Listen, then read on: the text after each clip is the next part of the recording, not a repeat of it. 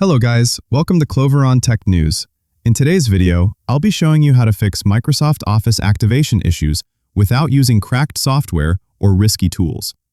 I will be showing you how to activate Microsoft Office for free, no activation key or external software needed.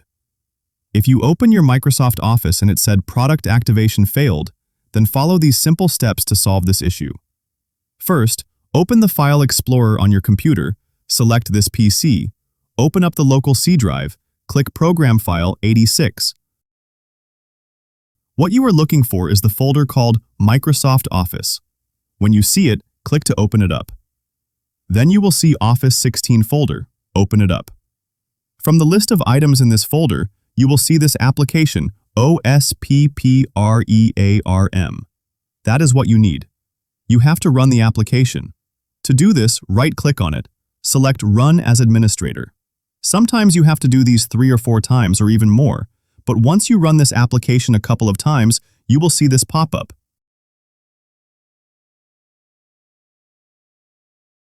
That means it is run. Sometimes it glitches. You have to run it a couple of times. Once you are done, go on and open up your Microsoft Word or the Microsoft Office application you want to open. If you open the Word application, for instance, and you still see that Office is still showing the activation issues, you have to wait a few minutes for the activation. I click Next to proceed and then close. Now if I go to my Office file, then down to More, click Account, you will see that my Office is activated. And that is it. In your case, if you are still seeing the same issue, just run it a couple of times. Wait a minute or less for it to get activated.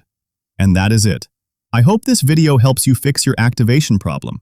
Thanks for watching, and I'll see you in the next video.